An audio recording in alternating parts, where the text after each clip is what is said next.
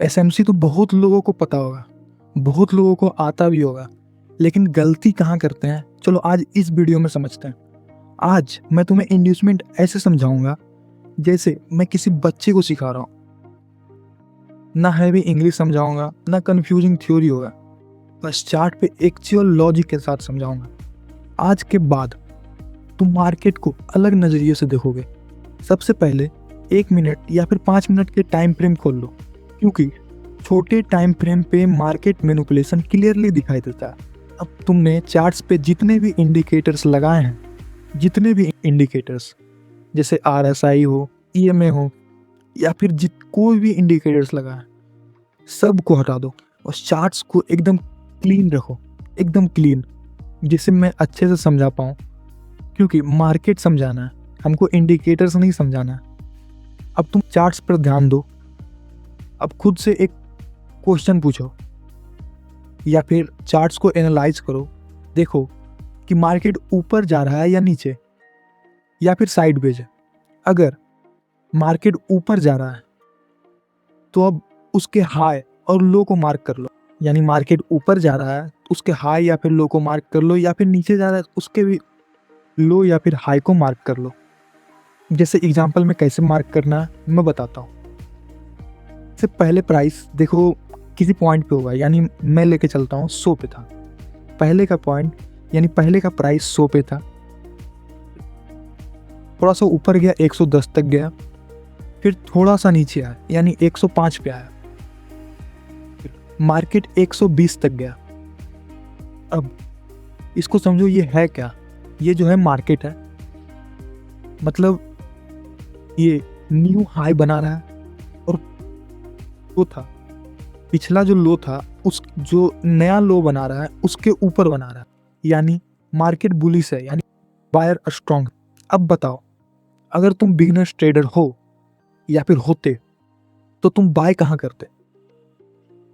ये तुम मतलब खुद से सोच के देखो। अगर तुम बिगिनर्स ट्रेडर्स होते या फिर हो तो तुम बाय कहाँ करते? तो तुम लोग जाहिर सी बात बोलोगे कि मतलब मार्केट थोड़ा सा नीचे आएगा, पुल बैक पे बाय करूंगा। एग्जैक्टली, मैं भी बिगिनर्स होता तो यही करता, सब बिगिनर्स यही करते हैं। स्टॉप लॉस कहाँ रखोगे? अब एक और क्वेश्चन है, तुम अपना स्टॉप लॉस कहाँ रखोगे? तुमने पुल बैक पे बाय किया है तो स्टॉप लॉस तुम पिछले लो के पास रखोगे, ये तो जाहिर सी बात है। पिछले लो यानी 105 था पिछला लो, उसके पास या फिर उसके थोड़ा सा नीचे, यानी उसको टच ना करे। अब यहाँ समझो, मार्केट का जो गेम स्टार्ट होता है यहीं पे होता है। इसको ध्यान से सुनना। अब ध्यान से देखो, जैसे हम लोगों को पता है वैसे ही स्मार्ट मनी को भी पता है, ऑलरेडी पता है कि रिटेल ट्रेडर्स का स्टॉप लॉस कहाँ होगा, या तो पिछले लो के पास होगा या फिर पिछले लो के थोड़ा सा नीचे। जैसे ये देखो, ये पिछला ओल्ड हाई था 120। अब 120 के लेफ्ट साइड में देखो, ये जो 105 लो है ये सबसे इम्पोर्टेंट लो है। अब ये इम्पोर्टेंट लो क्यों है? क्योंकि रिटेल ट्रेडर्स यहीं पे स्टॉप लॉस अपना रखेंगे या फिर इससे थोड़ा सा नीचे रखेंगे। अब मार्केट क्या करेगा? मार्केट 105 को स्वीप करेगा, यानी 105 को तोड़ेगा। अब तुम लोग पूछोगे कि मार्केट तो ऊपर जा रहा है, फिर नीचे क्यों आया? बस इसी को तो समझना है मार्केट में।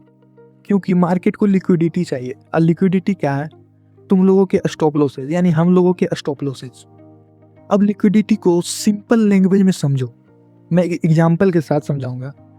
मान लो तुम्हारे घर में कोई फंक्शन है, अब तुम्हें 10 केजी सेव का इम्पोर्टेंट नीड है, यानी तुमको 10 केजी सेव घर लेके जाना है। मम्मी ने कहा कि बेटा मार्केट से 10 केजी सेव लेते आओ।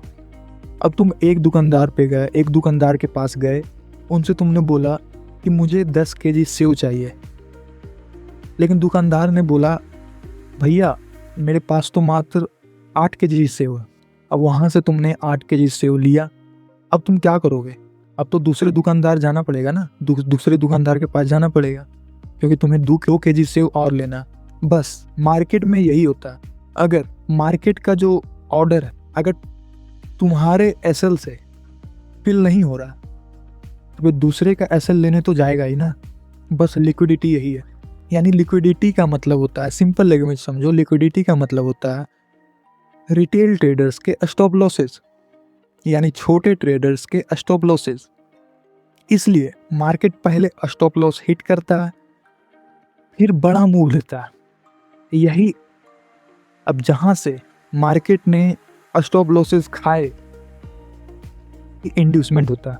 यानी लिक्विडिटी लिया, फिर नया मूव दिया।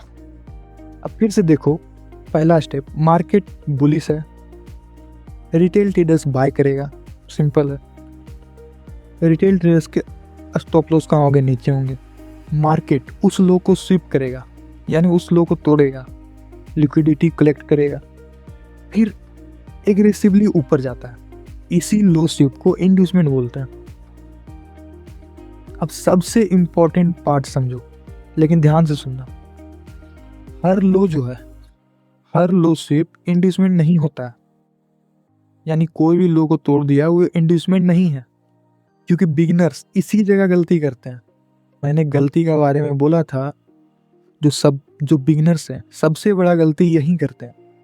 जैसे देखो, एक एग्जांपल है, लो को देखो, क्या ये इंड्यूसमेंट है?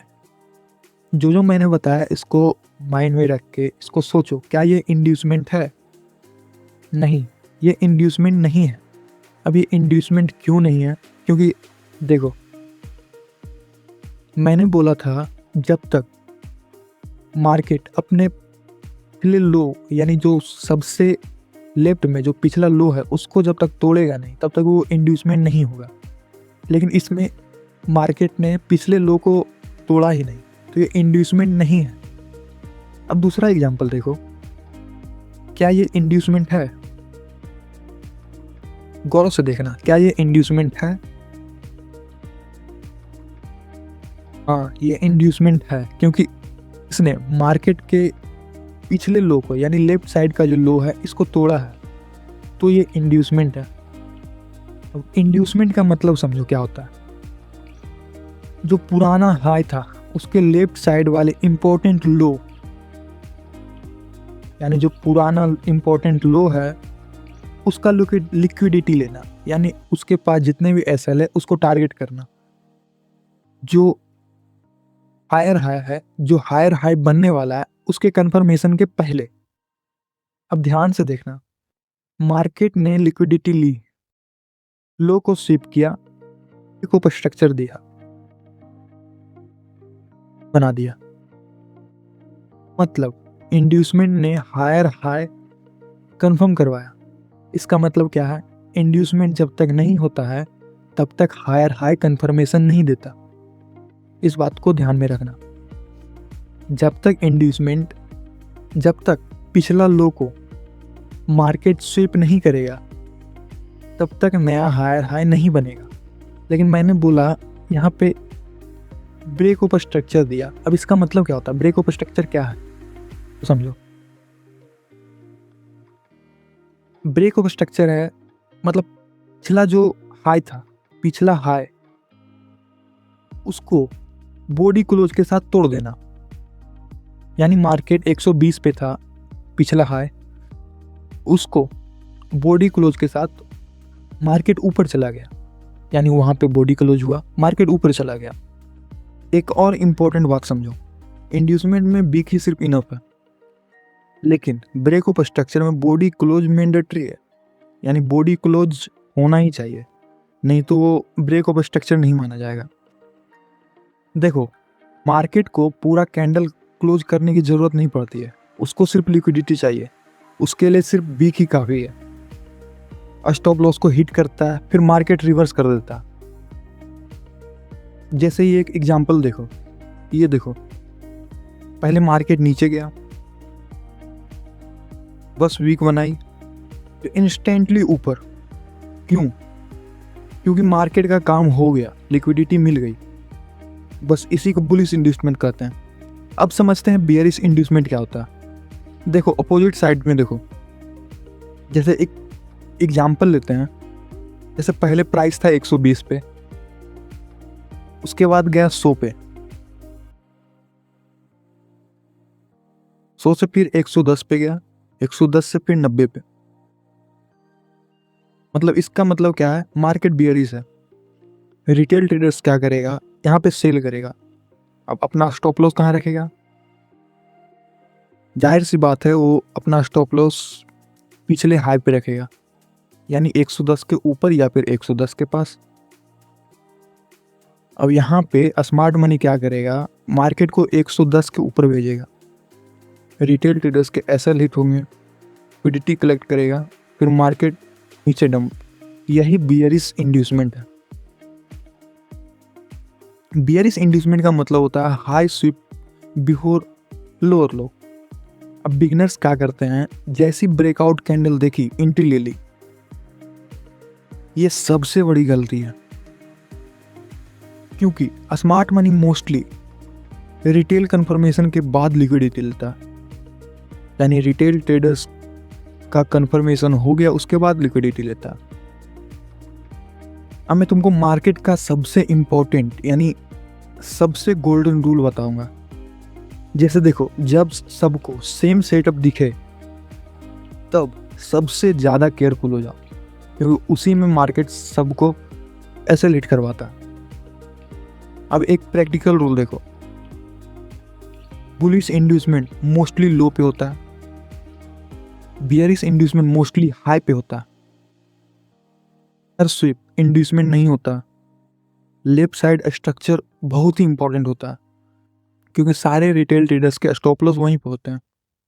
इंड्यूसमेंट मोस्टली हायर हाई या फिर लोअर लो कंफर्म करने से पहले आता है। इंड्यूसमेंट जो है मोस्टली हायर हाई या फिर लोअर लो कंफर्म करने से पहले आता है। सबसे बड़ा रूल, इंड्यूसमेंट में बिग स्वीप इनफ है, वीक स्वीप काफ़ी है। बस इंड्यूसमेंट यहीं तक था।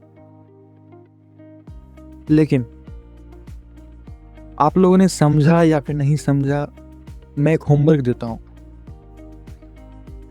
1 मिनट या 5 मिनट चार्ट खोलो, बस ये ऑब्जर्व करो, ओल्ड हाई कहाँ है, लेफ्ट साइड लो कहाँ है, मार्केट कहाँ स्वीप कर रहा है, कहाँ ब्रेक ऑफ स्ट्रक्चर आ रहा है। बस कुछ दिन ऑब्जर्वेशन करो, मार्केट मैनिपुलेशन खुद दिखने लगेगा।